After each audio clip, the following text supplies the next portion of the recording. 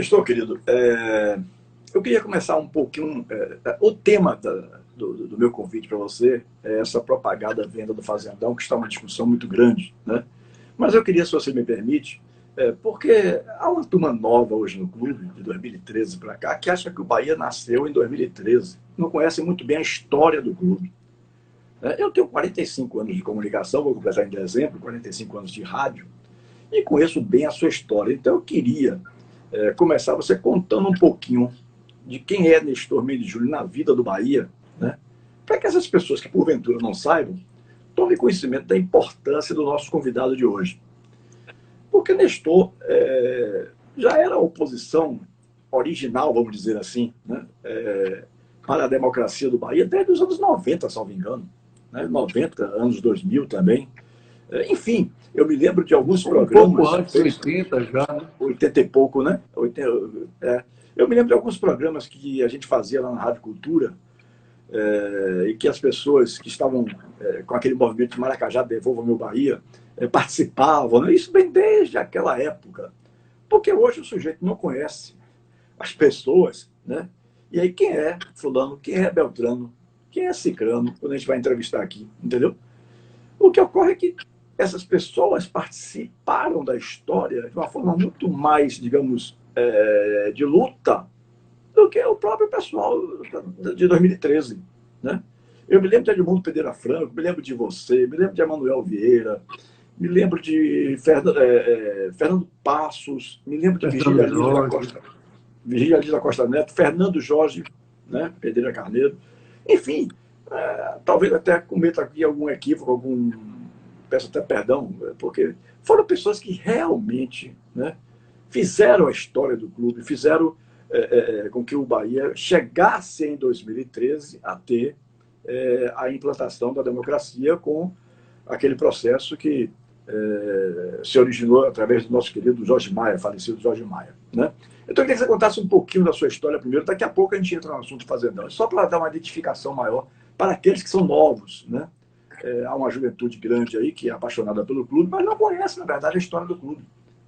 Então, eu queria fazer uma apresentação sua antes da gente entrar, propriamente dito, no assunto fazendão.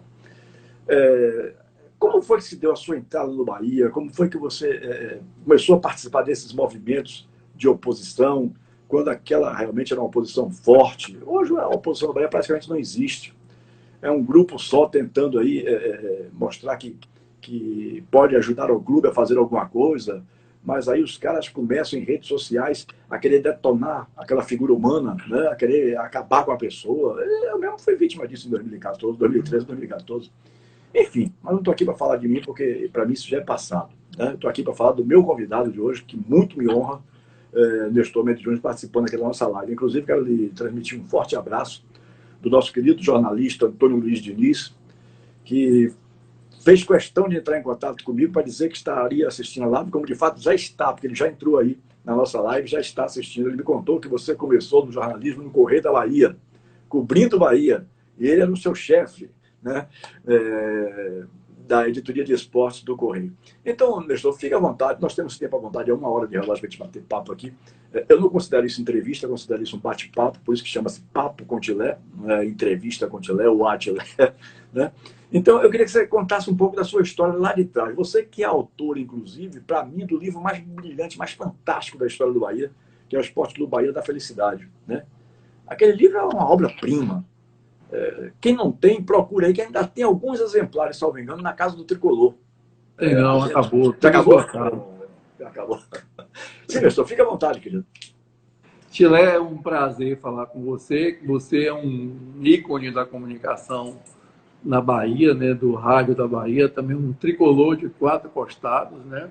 Teve com a gente aí nesse movimento da redemocratização, foi candidato com Fernando Jorge e é uma história que vem de menino, né? Me apaixonei pelo Bahia, meu pai, o velho Nestor, era Bahia, tinha um tio em Catu, Armando Ferreira, que tinha uma caminhonete, uma Chevrolet, que a gente vinha, ele passava em São Sebastião, me dava carona para vir de Catu, vindo de Catu para a gente assistir jogo na Fonte Nova. Foi minha primeira meu primeiro encontro com o Bahia ao vivo, né, vendo na Fonte Nova, na velha Fonte Nova. E era apaixonado, eu rezava, tinha um crucifixo de minha mãe de madeira com um Cristo de prata, eu segurava esse crucifixo e ficava rezando para o Bahia ganhar naqueles campeonatos nacionais ali com, contra CRB, contra a Nacional do Amazonas, contra a Feste, contra não sei o quê. Então, é uma paixão que vem de menino. Eu tinha uma miopia muito grande, era 14 graus de miopia, era cego, então no futebol, imagina essa época, né? Canelado em cima dos adversários, bola furada com a porra, porque você não enxergava, né? Você não jogava de óculos. Depois eu boto lente de contato, já começo a evoluir, né? Já começo a jogar enxergando. E depois fiz uma cirurgia de miopia e reduziu para 1 e pouco grau de coisa. Então aí passei a jogar e passei a ser um zagueiro escolhido de primeira do Babo. E antes não, antes era aquele cara que só entrava no time mesmo porque não tinha jeito para completar o número de coisas. Então fui um jogador frustrado, né? Mas um apaixonado pelo Bahia. E aí a história vem, eu saio de São Sebastião, venho para Salvador em 78, e aí morando no Campo da Pólvora. Então, imagine, a diversão toda era ir para Fonte Nova, aqueles jogos mais desinteressantes, Bahia e Redenção, Bahia e o Maitá, Bahia e ABB. Então, eu ia para tudo quanto é jogo, dia de quarta-feira, dia de quinta e dia de domingo. Então, essa paixão vem, vem, vem. Aí eu disse, o que é que eu posso fazer pelo Bahia? Jogar bola eu não posso, né? Então, fiz um livro em 2001, que são 70 anos, e por sinal, estou atualizando agora para os 90 anos desse ano, né? Que o Bahia completa 90 anos. Por incrível que pareça, vai ser um livro melhor do que o dos 70, mas muito melhor. Eu sou crítico em dizer que é um livro cheio de falhas e que agora a gente vai chegar a um ponto de, de precisão muito grande, né? Inclusive agradecendo publicamente aqui a Luiz Teles, do Memorial do Museu do Bahia, pela contribuição nessa coisa de ajudar a checar os buracos, a remendar o que estava errado. Então, muito importante, eu acho que vai ser um livro muito melhor do que o que foi o dos 70. Está esgotado, não tem para ninguém. Na Gata eu soube que da Casa do Tricolor vendeu aí por alguns milhares de reais. Aí o último que tinha é porque virou item de colecionador. Mas de qualquer maneira a gente vai estar com até dezembro lançando os 90 anos, né, para marcar esses 90 anos do Bahia. E reeditando essa história, que é uma história fantástica. Não começou em 2013, é uma história que começa em 1930 e depois finaliza em 31 com a fundação do Bahia no dia 1º de janeiro de 31. Então, é uma história, estou aqui arrepiado falando isso, porque é uma história fenomenal, uma história de luta, de altos e baixos, de conquistas, de derrotas, mas é uma história apaixonante, a história do Bahia, porque é feita por gente, né? Gente que contribuiu ao longo desses anos para que o Bahia chegasse a esse patamar de grande clube de primeira grandeza, com a torcida dos maiores do país, atrás somente de Corinthians, de Flamengo, talvez brigando aí com o Atlético Mineiro, com o Grêmio, mas nesse patamar aí pelo menos talvez dos 5 maiores clubes do Brasil. Então, eu acho que é uma história fantástica. E aí veio essa coisa de enxergar, de começar a ser crítico também do processo de engrandecimento do Bahia, principalmente nos anos 80, após o título de 88, né, quando o Bahia entra no processo meio de estou dormindo em berço esplêndido. Né? Foi um erro estratégico. O Bahia não capitalizou o título de 88 e aí passou anos 90 e os anos 2000 em muita dificuldade. O Bahia só não faliu, só não foi à lona por conta, você conhece bem, dessa imensa torcida. E aí, eu formei em 83 na Universidade Federal da Bahia, e aí meu primeiro trabalho foi no Correio da Bahia, da equipe de esportes, a convite de José Bonfim, que é um grande figura, né?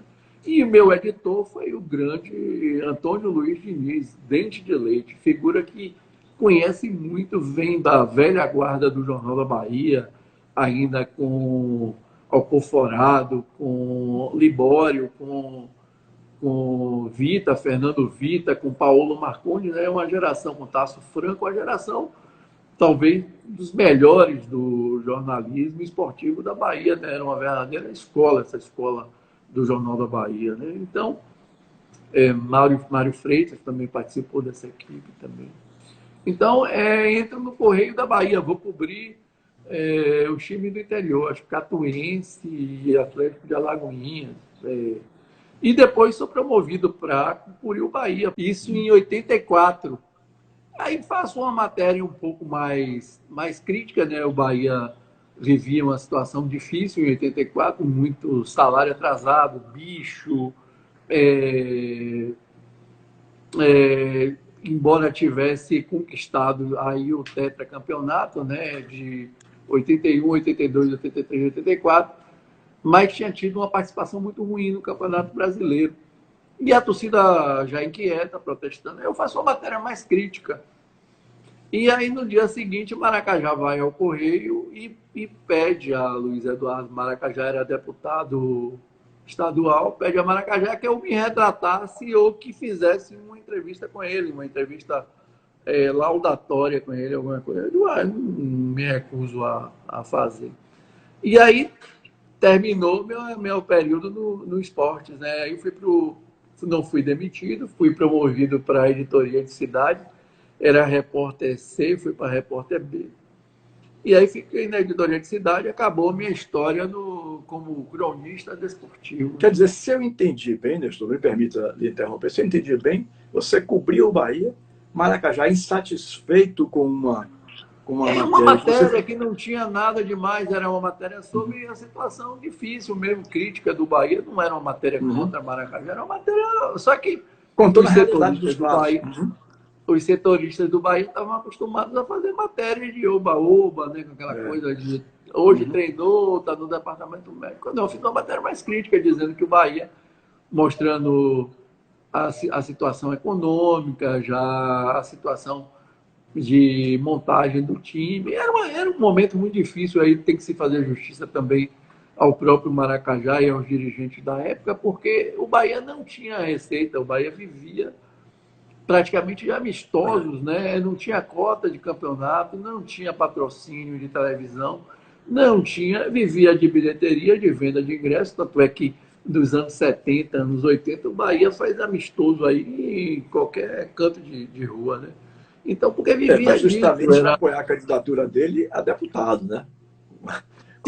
Sim, aí ele fazia esse jogo isso também para alavancar com os prefeitos o Bahia jogar em cada buraco da porra. Imagine você submeter um time a um desgaste de disputar um campeonato e, ao mesmo tempo, ainda ter que jogar em Santo Antônio de Jesus, em Ilhéus, em Ibirapitanga, e em vários lugares, né? São Sebastião do Passé. Então, era muito desgastante, mas era a forma que você tinha de ter alguma receita além da bilheteria da Fonte Nova e também aí era a coisa que ele usava politicamente, né? De fazer esses amistosos em lugares onde ele tinha votos, onde ele era o candidato, porque era uma definição feita por Antônio Carlos Magalhães. Antônio Carlos fazia uma divisão de cada colégio eleitoral, né? Era mapeado. Você fica com tais e tais municípios, você fica com tais e tais municípios. E ainda, no final da apuração, você ainda tinha o mapismo, né? Que você botava lá uns votos a mais, esse aqui vai entrar, esse aqui não vai, não sei o quê, não sei o quê.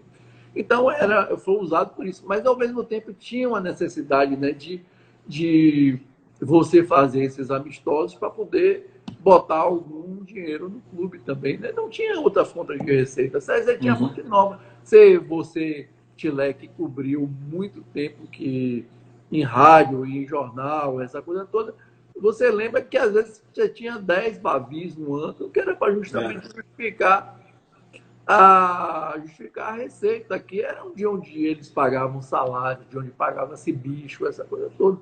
Era um futebol muito, mas muito mais difícil do que é feito hoje. E aí que você tem que voltar àquela história de fazer justiça a essas pessoas que contribuíram para a história do Bahia. Maracajá é um deles, contribuiu, mas Maracajá também tem contribuições negativas, né? Essa de usar o clube politicamente, de você não ter a valorização de profissionais, de jogadores. Hoje, por exemplo, é campeão em 84, carregando o time no campo, foi artilheiro e carregando o time como treinador. Ao final dessa jornada, que é uma jornada épica, talvez na história do futebol mundial tenha poucos jogadores que tenham sido campeão como jogador, como treinador e como artilheiro. Hoje foi artilheiro.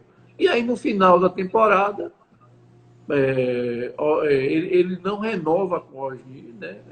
Osni vai embora, vai inclusive encerrar a carreira em 85 no Leônico. Então, esse tipo de coisa é danoso para a história do Bahia também. Isso fez muito mal. Imagine, aí em 84 o Bahia ganha o Tetra, mas em 85 não, porque você perdeu um jogador da qualidade de Osni, assim como perdeu Douglas para o Leônico, também Léo Oliveira ainda em grande forma jogando no Leônico. Então, tem a contribuição? Tem, mas tem também como todo mundo tem na vida, né? A gente não faz a vida só com coisas positivas, a gente tem coisas negativas na nossa própria história de vida também. Eu, você, todo mundo que faz parte dessa coisa chamada alma humana, né? Dessa coisa do ser humano. Não é ninguém é santo, ninguém é também Satanás, né? Todo mundo tem sua culpa, seus erros, às vezes erra porque aposta em uma coisa e não em outra, porque acha que um caminho mais fácil é o melhor, quando às vezes o caminho mais fácil é o que vai se mostrar o mais danoso, né? Então, acontece. 88 o Bahia foi campeão brasileiro, mas como você disse bem, não soube aproveitar a conquista do título, né? E já em 89 disputava praticamente o torneio da morte. Disputou o torneio da quase morte. Sendo rebaixado, quase. Escapou jogando contra Guarani, contra Atlético do Paraná, contra Vitória. Curitiba, o Curitiba já tinha sido rebaixado porque deixou de jogar um jogo. O Sport Recife também, salvo engano. Quem? Sport de Recife também. Eram 6 Sport de Recife também. Eram 4 rebaixados, mas na verdade esses times só disputavam 2 vagas de salvação e 3 iam ser rebaixados porque o Curitiba já tinha sido rebaixado. O Curitiba deixou de jogar com o Santos por causa de horário, queria que jogasse no mesmo horário das últimas partidas da última rodada. A CBF não atendeu ao Curitiba. O Curitiba não foi a campo, deixou o Santos ganhar. E aí foi eliminado por um ano das competições do Curitiba e ainda rebaixado para o Campeonato Brasileiro. Então, o Bahia ainda, você vê que sai de 88 campeão brasileiro. 2 dias depois, lá em Porto Alegre, vai jogar a primeira partida da Libertadores. E com Evaristo de Macedo. Na segunda partida, que já são os jogos da Venezuela, Evaristo já não está mais. Quem assume é Zé Carlos Queiroz. Quer dizer, você vê a chance que o Bahia teve de manter uma sequência histórica fantástica e jogou por terra, né? Aí você vai dizer assim, não, pode. Eu acho que você tem coisas, quando você começa um processo, é mais ou menos como você construir uma casa. Você não pode abandonar a casa porque você não fez o telhado. Você tem que botar o telhado na casa, você tem que botar as portas na casa. Eu acho que o Bahia fez uma grande construção e depois deixou a construção abandonada. É a ideia que você tem. Aí você diz assim, por que Evaristo não ficou? É uma dúvida que eu tenho que tirar ainda com o Evaristo, porque o Evaristo tem um projeto que é fazer a biografia de Evaristo, uma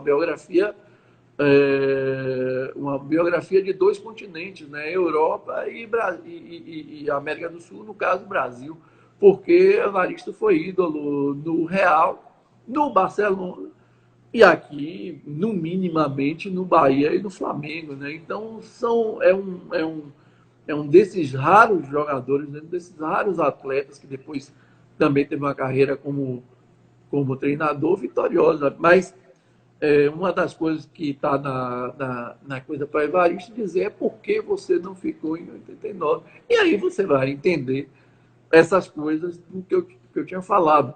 Tem a contribuição, tem a grande contribuição, mas também tem as contribuições negativas a partir de coisas que às vezes são muito mais por uma coisa de recalque, da própria personalidade, que não aceita que alguém seja no mesmo patamar, no mesmo nível, né? Que tem 78, Roberto Rebouças deixa de jogar no Bahia, um jogador fantástico que marca a história do Bahia, e não tem um jogo de despedida porque Roberto Rebouças era vereador em Salvador, do mesmo modo que Maracajá era também. Então, para não ofuscar o grande dirigente, Roberto deixa de ser homenageado.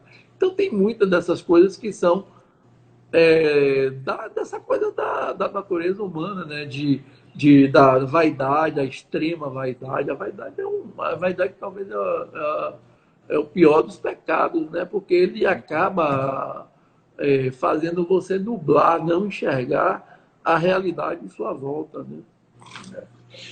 Inclusive, outro que merecia também a despedida era Baiaco, que até hoje essa despedida não aconteceu. Mas, enfim. Baiaco é outro jogador, né, que também tem uma história no final de carreira, ainda tenta sair do Bahia, teve chances antes de ir, não foi, o Vasco tentou levar, né, essa coisa toda. Mas é essa visão de contribuição dessas pessoas, né? Um dia desse estava vendo alguma coisa do filme de Pelé, aí você tem a história de Nildon, né? Nildon Birro Doido, que impede o gol de Pelé. Mas Nildon merecia uma estátua do Bahia. Merecia uma estátua, porque ele jogou como um jogador que deve jogar pelas cores do Bahia. Não tem que ficar fazendo, deixar Pelé fazer o milésimo gol. Ele vai fazer o milésimo gol quando ele puder fazer, mas não Nildon impedir que a bola entrar, deixar a bola entrar, porque Pelé, acho que tem figuras assim que desses heróis que às vezes não aparecem, mas que são os grandes. Hoje a gente viu no jogo contra o Flamengo essa falta de humildão, né? De um cara que vai e luta e dá o sangue para impedir que Pelé, ele podia se consagrar, né? Fez o gol, Pelé podia se consagrar no milésimo gol contra o Bahia. Não, ele foi lá e impediu. Então eu acho que tem uma parte da história do Bahia que nos últimos anos e foi nublada por essas coisas, né? Agora, eu acho que são contribuições importantes e que, aquilo que você estava dizendo, o Bahia não nasceu em 2013, né? O Bahia nasce em 31, debaixo de vaia. A torcida vaiava o Bahia em campo, porque o grande time popular, você ainda alcançou, era o Ipiranga. O Bahia era vaiado, o Bahia era execrado, não gostavam do Bahia, porque o Bahia chegou chegando, o Bahia chegou ganhando o torneio início de 31 e o campeonato de 31, contra a velha guarda, o Ipiranga, que era o time mais popular da Bahia, e vai crescendo e vai se fazendo com base em títulos. Quando você revisita Tilemon e nossos internautas aí da live com o Tilemon, a história do Bahia é uma história fantástica. Agora, alguns erros assim históricos também, porque não valorizou sua própria base, não valorizou seus próprios jogadores, não valorizou alguns treinadores, entendeu? Que deviam estar aí, deviam ter acabado a carreira, a história no próprio Bahia. Um deles é Zé Moreira, acaba a história dele no Bahia, já volta em 81, mas já numa situação de final de vida. Mas quando o Zezé chegou aqui, era chamado de velho, de ultrapassado, de que já tinha dado o que podia dar. E não é verdade, né? Essas figuras têm uma contribuição da história que é, sabe, não, é inafastável. Você não pode dizer nunca o que eles deixaram de fazer. A história, às vezes, você toma o caminho, você tem um caminho que é à esquerda, um caminho à direita, às vezes você vai se dar bem optando por um e optando por outro. Às vezes a escolha é feita de um modo errado. E em 89, a escolha do Bahia é uma escolha errada. Quais são as razões que levam o Evaristo, treinador campeão brasileiro de 88, recém com um título recém-conquistado, a largar o time, entendeu? Alguma coisa estranha houve, né? Claro, você tem essa coisa de proposta, o cara começa a ser valorizado por ganhar um título brasileiro por uma equipe que é um azarão, que é um outsider, e é disputado, é, requerido, né, requisitado por outras equipes. Mas aí Evaristo, por incrível que pareça, no mesmo 89, volta ao clube já nas disputas do Campeonato Brasileiro também, né? Quer dizer, largou da Libertadores e voltou meses depois na Libertadores, ou no Campeonato Brasileiro. Por que esse tempo que se perdeu sem Evaristo? Quanto se perdeu dessa história de um time montado, de um time azeitado, que podia ganhar tudo, né? Deixou de ganhar, de avançar na Libertadores. Por um detalhe, jogou um dia de quarta-feira à noite, você lembra disso, e os internautas dessa época, que era um verdadeiro dilúvio em Salvador. Uma noite de chuva, o gramado da Fonte Nova parecia Era Bahia Internacional de Porto Alegre, né? Bahia Internacional, tobogã aquático, né? Então, Bahia precisava ganhar, fazer o resultado, empatou em 0-0. Por uma circunstância, jogou muito, mas a água nesse dia não deixou o Bahia jogar. O Bahia era um time clássico, que você conhece bem, de 88, um time que jogava com a bola no chão. E aí se defronta com uma aquaplanagem na Fonte Nova. Não era a nova Fonte Nova com essa drenagem, era a velha Fonte Nova com aquela drenagem que as poças tomavam o campo inteiro. Ô, Nestor, e foi a partir daí que você ingressou na oposição? Foi a partir de discordar dessas coisas que estavam acontecendo? Como nós falamos aí já é o final dos anos 80, né?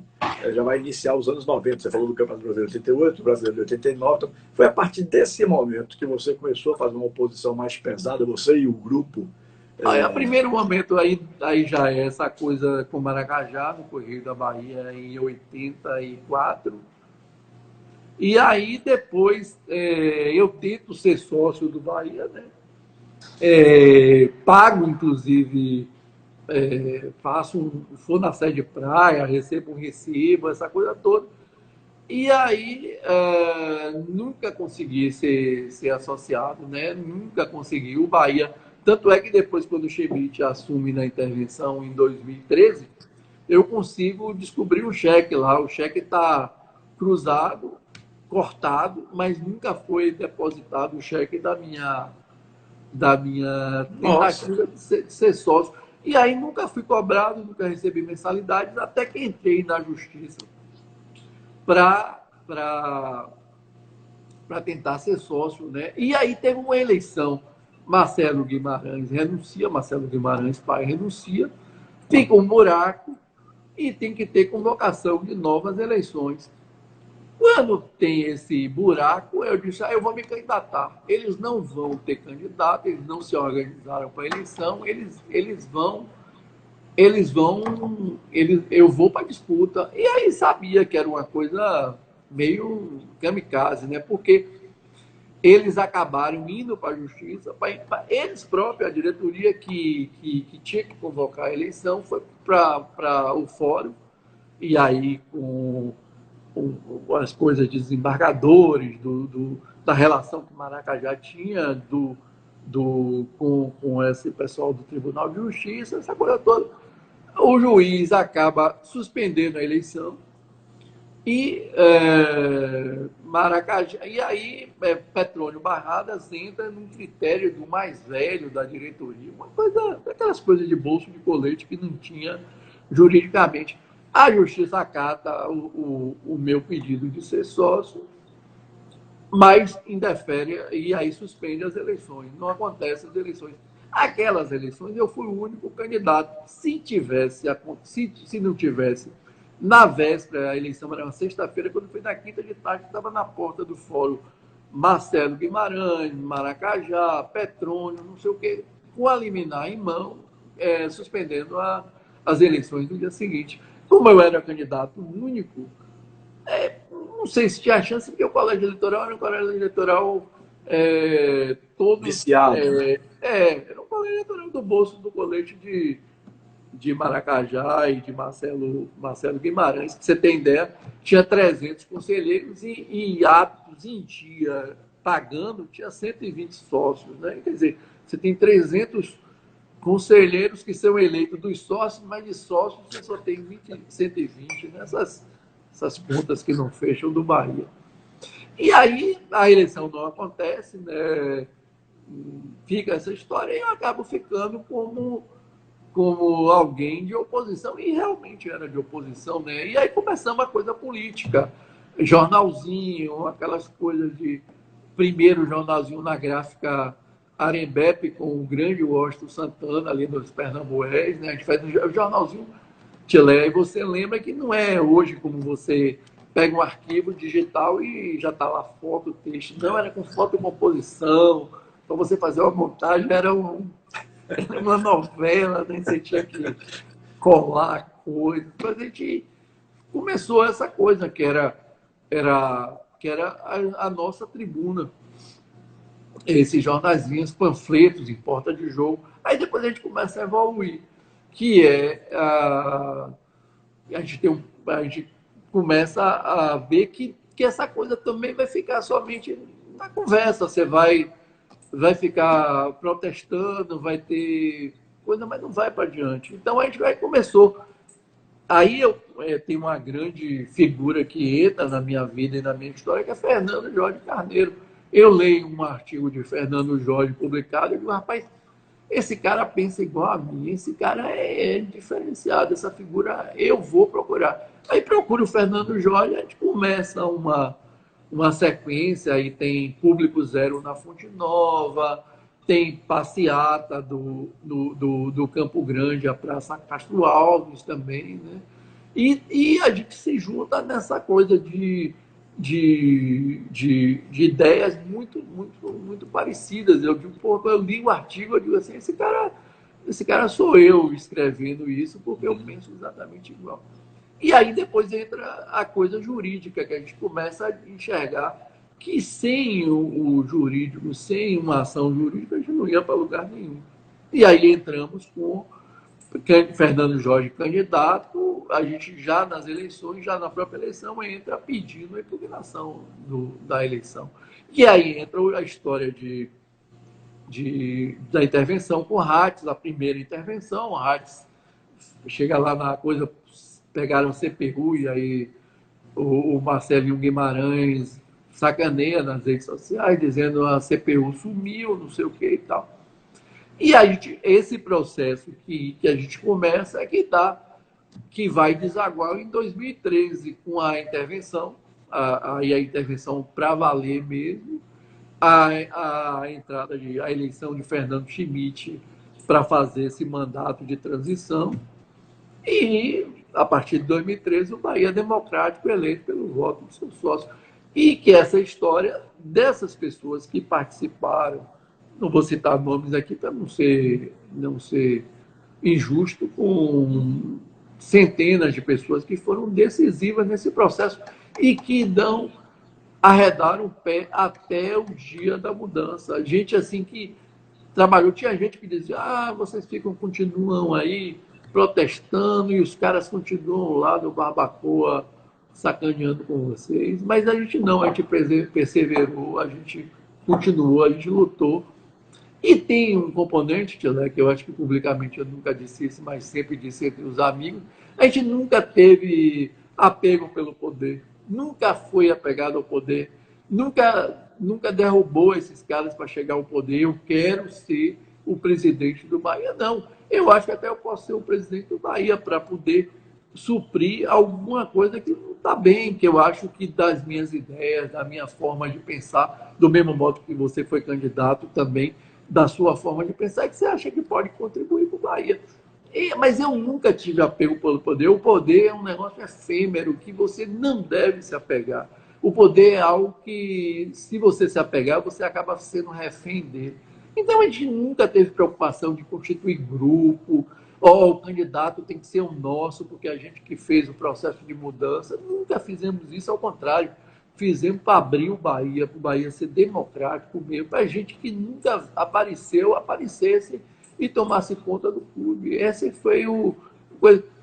Tanto é que na eleição que Marcelo Santana sucede Fernando Schmidt, não era Marcelo Santana sequer era sócio do Bahia. Sequer era sócio, eu digo isso porque eu estava cuidando da parte do conselho, eu fiquei responsável por estruturar a lista do conselho. A gente foi para o escritório de Fernando Jorge, ali perto do Shopping Salvador. Ficamos lá, eu fiquei lá dentro arrumando lista, botando nome, composição, para a gente ter uma bela eleição no conselho. Tivemos. Eu não cuidei da parte da majoritária, não fiquei com a majoritária. Mas quando eu soube, eu disse assim, a gente tem que entrar impedindo a candidatura de Marcelo Santana. Marcelo Santana não é sócio do Bahia. Aí acabou, por essas coisas, um pouco dessa, que você conhece, essa baianidade de não querer confrontar, de não, vamos achambrar, não sei o quê. Não entrou. Quando ele se elegeu, aí eu disse, agora não adianta, você vai entrar e você tinha que impedir Marcelo Santana de ser candidato. Não foi impedido legalmente na hora, agora não tem sentido, foi eleito, já foi, a papelada já foi toda arrumada, não tem sentido. Então, esse foi um grande erro. O candidato da época, natural, era Fernando Jorge Carneiro.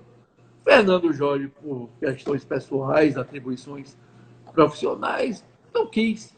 Não quis, era o candidato e não quis. Aí, Marcelo Santana se elege presidente. Na sucessão de Marcelo, Fernando Jorge, por uma questão pessoal, de não sei o que, resolveu ser candidato, faltando 40 dias para as eleições, contra Belintani. Eu, inclusive, já estava apoiando Belintani, achava que era um bom nome, um quadro vindo um secretário com a formação empresarial, essa coisa toda. Chego e comunico a Belintani, olha, Belintani, Fernando Jorge resolveu ser candidato, e Fernando Jorge não é só a pessoa com quem eu tenho relações políticas, mas é meu amigo. Então, eu vou marchar com Fernando Jorge. E fui e fizemos a candidatura de Fernando Jorge, que perdeu para Belintani. Eu acho que foi uma questão de timing político. Era para Fernando ter sido candidato na sucessão de Fernando Schmidt. Inclusive porque Fernando era presidente do conselho também. Mas não foi, acabou na história. Não foi. Marcelo teve um mandato, Belintani teve seu primeiro mandato e se reelegeu para o segundo. E aí está aí. Eu acho que a contribuição deles todos são importantes. O importante é que o Bahia não volte a ter dono, não volte a ser de uma pessoa nem de um grupo só. Eu acho que a democracia, a democratização do Bahia é fundamental para a própria sobrevivência do Bahia. Então, Belintani vai cumprir seu mandato, provavelmente vai encaminhar o sucessor, que deve ser Vitor Ferraz, e a gente vai. Não concordando, eu não votei em Belintani na primeira vez, fiquei com Fernando Jorge, não votei na segunda, ficamos com Rios, apoiamos Rios, até por uma questão de marcar espaço, mas certamente estaremos na oposição de novo na sucessão de Belintani, porque não é porque é uma questão de Belintani é bom, é ruim, não, é porque é importante. O Bahia não pode ter dono, o Bahia já teve dono e foi um desastre. Não pode ter dono de novo, você não pode ter voz única, você não pode ter pensamento único, você não pode ter, eu não suporto a oposição. Tem que ter oposição, amigo. Qualquer instituição só é vitaminada e tem saúde se ela tiver oposição. Se ela não tiver, ela morre. Tem que ter gente questionando. E aí, entrando nessa questão do fazendão, tem que questionar mesmo. Não se pode pegar um patrimônio, e o Bahia tem histórico disso. Cadê as sedes do Bahia, as sedes originais do Bahia? Cadê o terreno que era do Iguatemi? Cadê o terreno da Fazendinha? Cadê o que foi que se fez com isso? E agora o Fazendão.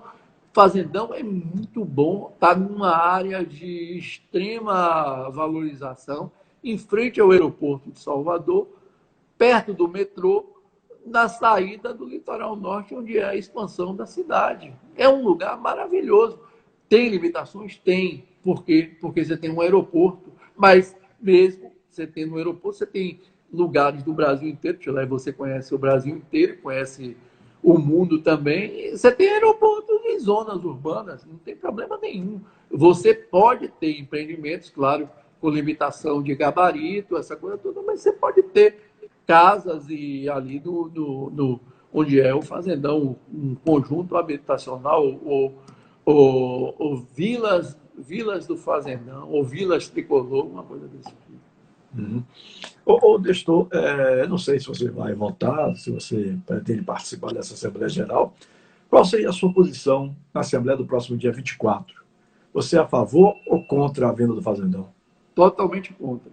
Totalmente contra. Eu acho que a venda do fazendão, eu não discuto essa questão de números, eu acho que os números de 22 milhões, essa coisa toda está dentro de uma faixa, porque Jorge Maia trabalhou nesse processo, e eu peguei essas informações com o pessoal do Conselho Fiscal, principalmente com o Marco Verheyen, e o valor não está diferente, não está muito distante, era mais ou menos 25, 26 milhões, mas você tem hoje uma dificuldade econômica por conta do que o grande projeto que esse terreno do fazendão ele conseguia atingir era o Minha Casa Minha Vida. Hoje, por causa do governo Bolsonaro, que esvaziou o programa, você realmente tem um gap, tem uma diferença a menos de valorização disso. Tanto é que nenhum grupo empresarial baiano apareceu para disputar isso. Você tem a Sertenge, que é do nosso amigo Luiz, grande empreendedor, e que fez muita obra do Minha Casa Minha Vida e que não está nessa disputa, porque do ponto de vista do momento, do ponto de vista econômico, não é viável. Agora, o que você tem que entrar, e aí eu sou contra, explico por que sou contra, porque o que a construtora está propondo é uma coisa absurda. É leonino você fazer contrato com o parcelamento mamãe que está se fazendo, e ainda com o risco de que, se o empreendimento não for aprovado, o Bahia tem que devolver o dinheiro. Isso eu acho, eu conheço o Belintani, não tenho intimidade com o presidente, conheço o Vitor Ferraz, meu amigo. Agora, eu acho que eles têm que, tipo assim, tem que ter uma justificativa muito grande para aceitar um negócio desse. Isso não existe. Isso é a mesma coisa de. Isso é uma coisa meio de capitalismo, de você querer fazer o capitalismo, tirar o conceito do capitalismo e aplicar o comunismo ou o socialismo, quer dizer, comunismo para o lado do Bahia, né? Porque para o lado da construtora é uma maravilha. Se um projeto não for aprovado, o Bahia tem que devolver. Quer dizer, não existe. Por que então não se faz? Não é muito mais lógico botar que a construtora apresente já o seu planejamento, o seu projeto e diga assim, pô, vai ser aprovado, não vai ser aprovado, a partir daí eu compro o terreno. É uma questão. A outra questão também que tem que ser levada em conta é quanto vale esse empreendimento. Se você está pagando 22 milhões numa projeção de que 10% é o terreno, você está falando de um empreendimento aí de 220 milhões, 250 milhões. Porque o Bahia não... Tá bom, você quer ter tirando essa parte do risco, tem outra coisa para o Bahia. Você tem uma participação no futuro lucro desse empreendimento. Porra, se o Bahia, se é um empreendimento de 210 milhões, por que você não tem uma taxa de retorno de 7%, 10%? Não sei quanto é, não sou do mercado, né? Não tenho documentação aqui para dizer isso, quanto isso, mas eu acho que o que você tinha que ter era uma possibilidade do Bahia ainda ganhar mais do que o que vai ganhar no terreno, porque o terreno, na verdade, é o osso. A carne do empreendimento são os imóveis. É um empreendimento em si. Então, é um empreendimento que a gente está falando aí, se ele está pagando 22 milhões, é um empreendimento projetado aí para 220, 250 milhões de reais. Então, eu acho que aí, não acho que o cabe ao Bahia virar empreendedora, né, virar uma imobiliária e construir, virar uma construtora e construir. Eu acho que não. Agora, você tem que chegar e saber qual é o melhor momento de vender. Eu acho que vender nesse momento pelos 22 milhões, ainda aqui em parcelas mamães, que eu acho que não concordo, mas tudo bem, você está num momento econômico difícil. Agora, com essa cláusula de retorno, isso não existe. Isso é a coisa mais absurda.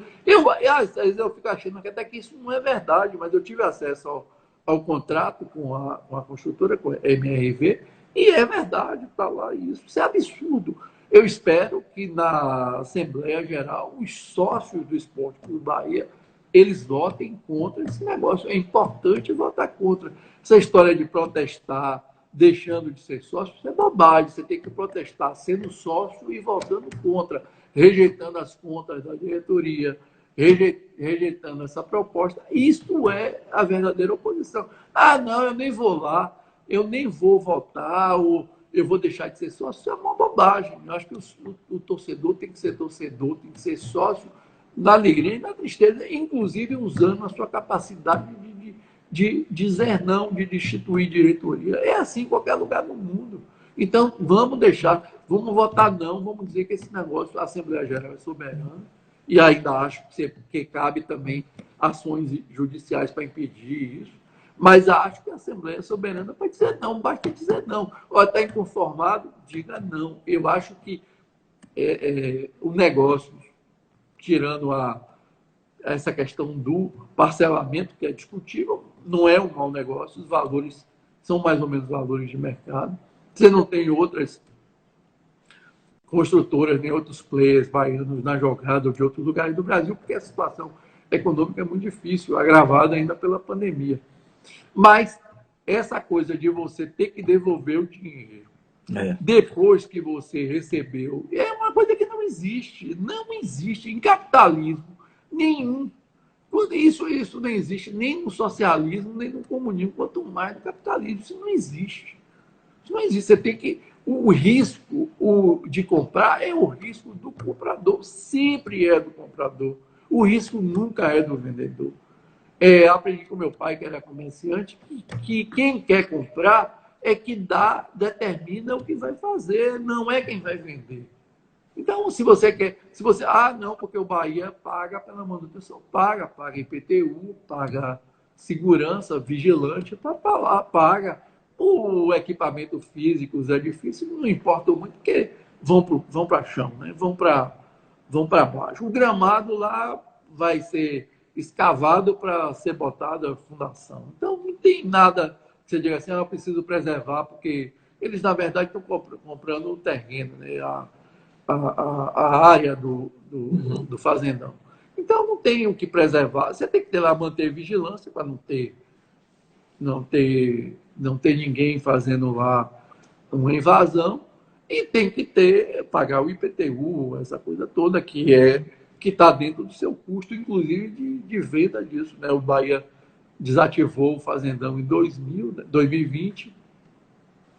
Lá já funcionou um hospital de campanha do governo do estado. A Jacuipense também, não é isso? Que ela jogou lá, treinou lá. A Jacuipense treina lá. Você tem o coisas que você também estava treinando lá. Você pode. Aí faz parte dessa coisa chamada inteligência, dessa coisa chamada oportunidade. O Bahia podia ter botado uma série de peneiras lá, aproveitando o campo que está pronto, né? Você, por exemplo, fazer um peneirão da Bahia e está precisando, porque no time profissional só tem um jogador nascido na Bahia, que é Matheus Bahia. Não sei se eu estou falando alguma verdade, porque entraram jogadores recentemente que vieram da base. Mas até o Campeonato Brasileiro de 2020, até o final do campeonato, só tinha um jogador nascido na Bahia, que era o Matheus, que tem um nome de Bahia, o lateral. Né? Então, você. Aí é que está. Eu não estou no Bahia, você não está no Bahia, quem está nos assistindo talvez não esteja na direção do Bahia, mas você tem que sair do mesmismo, né? Você tem que ir para soluções criativas, você tem que usar essa sua capacidade empreendedora para fazer empreendimentos, né? Você tem aí um público que não está indo à escola por causa da pandemia, você podia ter uns peneirões ótimos no Bahia para poder você levar essa galera que está aí do interior ou de outros estados próximos e que podia estar no Bahia.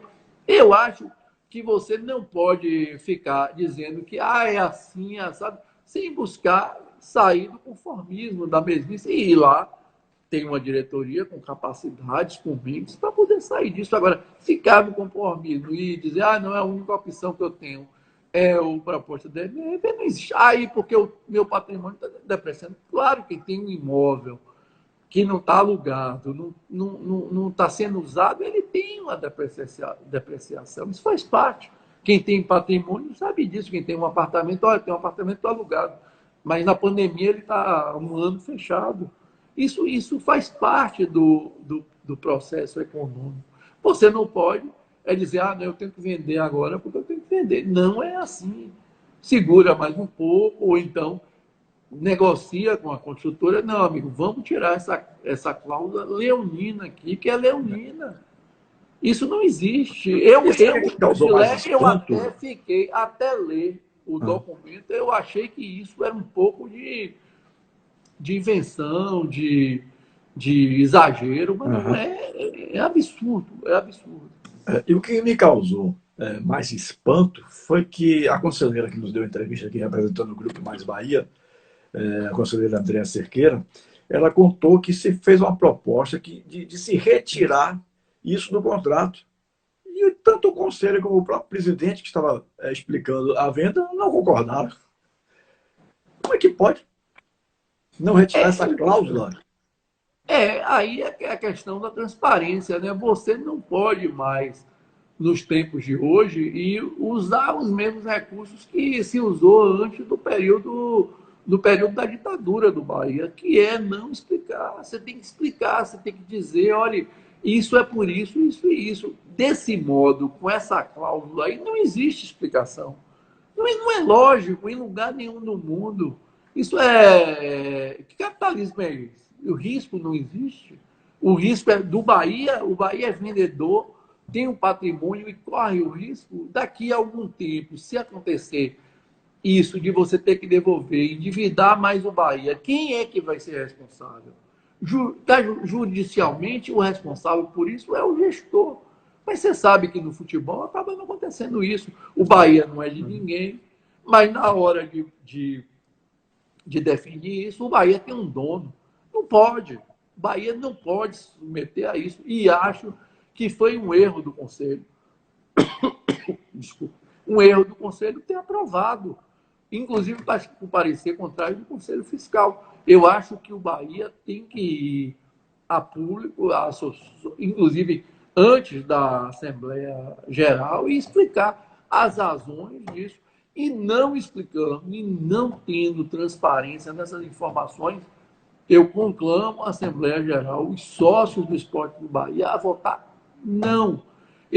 A questão da discussão não é econômica, a questão da discussão é o que você está por detrás disso aí. Por que você tem uma cláusula dessa? Em lugar nenhum você vê isso. Isso é tão absurdo. Que lá eu fiquei durante muito tempo achando que isso era invencionice de alguém. Eu achei que isso era uma coisa foi tirada da cartola de alguém para sacanear com a atual diretoria do Bahia. Eu achei muito tempo isso, porque é tão absurdo, é tão fora de propósito que não tem sentido. Então, Eu acho que a gente tem que conclamar os sócios do Bahia a dizer não, porque é uma proposta danosa, é uma proposta muito ruim para o esporte do Bahia. Não a venda do Fazendão. Eu acho que você tem, já que você escolheu, optou pela cidade tricolor, investiu na cidade tricolor, você tem que agora ficar na cidade tricolor. Não duvido disso, não tem o que acho que Bahia tem que ter vários lugares, não. Acho que você tem um espaço lá, dá para expandir, inclusive, né? O futebol feminino está indo para lá. Eu acho que não é problema. Você tem vários clubes, você conheceu vários clubes no Brasil que saíram de seus núcleos originais e foram para fora da sede. Né? O São Paulo mesmo tem uma excelente divisão de base em Cotia. Então, não acho que é nada fora do comum, não acho mesmo. Acho que a opção pela cidade tricolor, pelo CT Evaristo de Macedo, foi uma opção. Podia não ter sido, eu pessoalmente, presidente do Bahia, e se tivesse poder de não, eu não iria para a cidade tricolor. Eu iria transformar a cidade tricolor em outra coisa, num projeto olímpico do Bahia, junto com as prefeituras de Dias Dávila e de Camaçari e outra história. Mas isso também não adianta mais nada você ficar agora falando isso. Acho que Bahia, o patrimônio, sim, eu acho que o Bahia precisa alienar esse patrimônio. Você não tem um outro projeto de futebol para o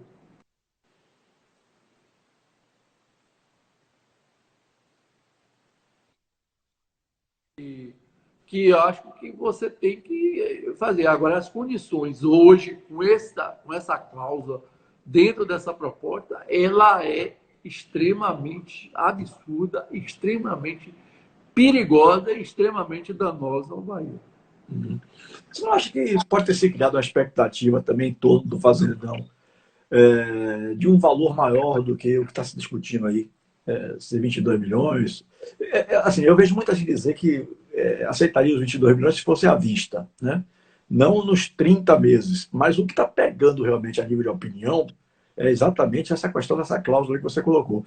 Mas você não acha que isso pode ter sido criado uma expectativa muito grande em função de lá na eleição de Marcelo Santana, quando o Schmidt estava saindo do clube, se fez inclusive folder dizendo do 0 a 100 milhões, como se o Fazendão valesse 100 milhões naquela época, né? Você não acha que isso criou uma expectativa de um preço talvez um pouco maior, não? Ou você acha que essa queda aí é coisa de mercado mesmo? Olha, eu estou falando uma opinião meio como cidadão e como jornalista que você vê. Eu viajei muito, viajo muito pelo interior. E você via muito placa de Minha Casa Minha Vida, da Sertenge, por exemplo, que é uma companhia baiana.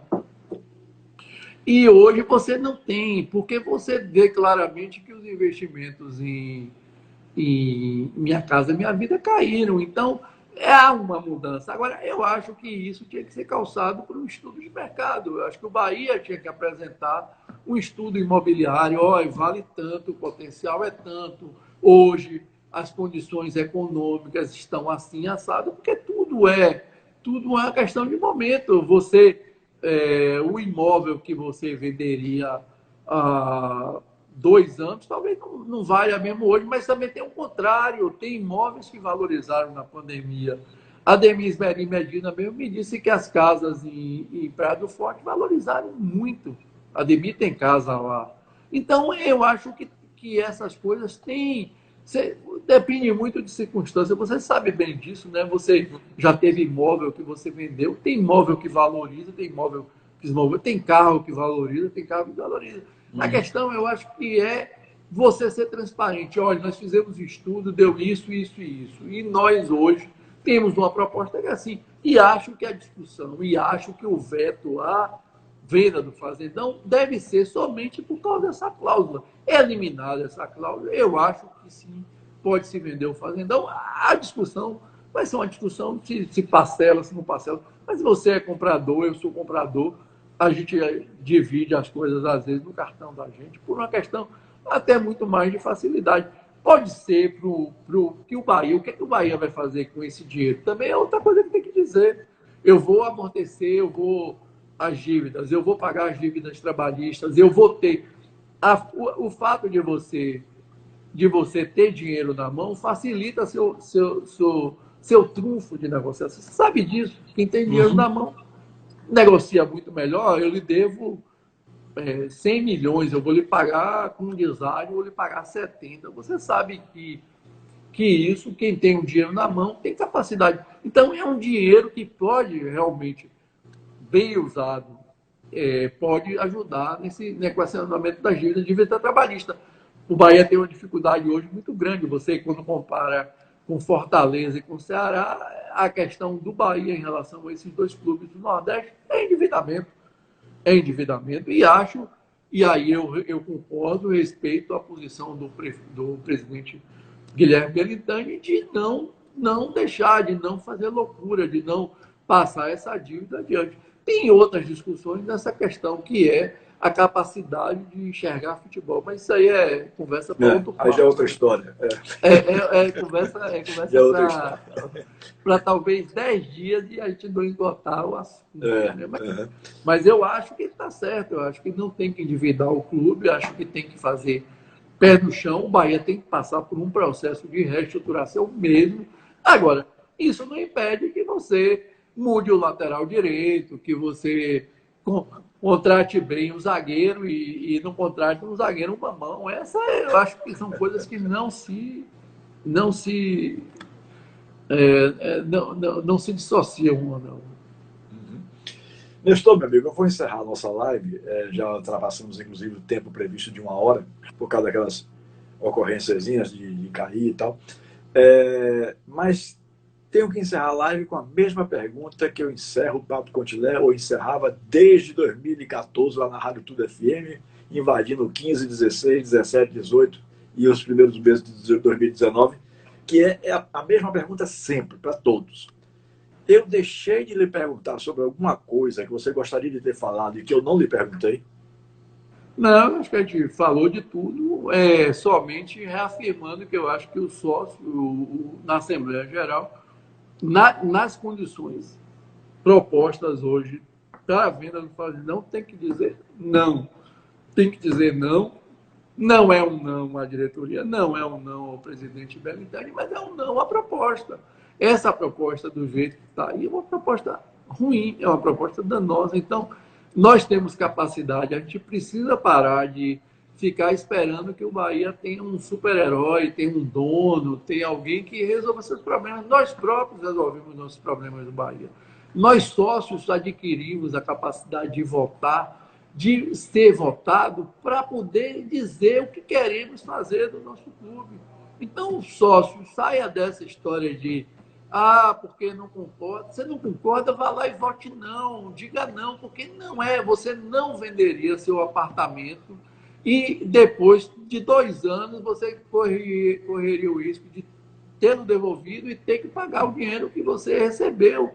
Isso não existe. Isso não existe em lugar nenhum do mundo. Não existe esse capitalismo mamãe em lugar nenhum do mundo. Então, eu peço ao sócio que pare de ficar procurando super-heróis, super-homens. O único super-homem que a gente tem é imaginário, que às vezes bota a nossa bola para dentro e às vezes tira a bola do adversário para fora.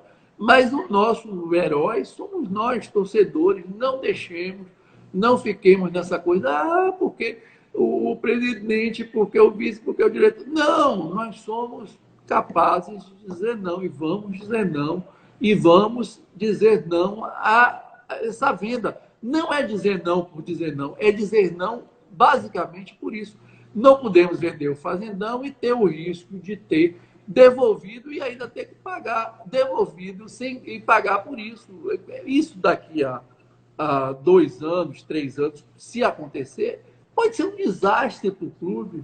Pode ser que o clube esteja numa situação econômica muito melhor, esteja bem, e vai ter um golpe, uma grande pancada. 22 milhões não são 22 mil. Então, eu acho que é um momento da gente dizer... E corrigidos, viu?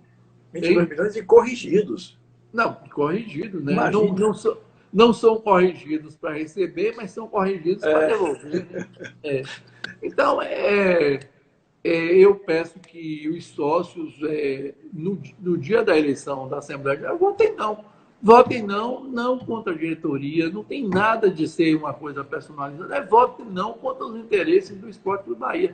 O Esporte do Bahia nasceu em 31. Eu vou morrer, Tilé vai morrer, um monte de gente aqui que está nos ouvindo vai morrer, e o Bahia vai continuar com netos, com bisnetos, com tataranetos. A gente não vai estar aqui em cima da terra, a gente tem que deixar esse Bahia forte e vencedor. Do jeito que está a proposta, é um Bahia perdedor. Então, vamos votar não na Assembleia Geral. Nestor, querido, muito obrigado pela sua participação aqui. Foi um prazer enorme conversar com você e ouvir a opinião de uma pessoa que tem participação ativa na história do clube. Então, lhe agradeço. Um grande abraço e boa noite, querido.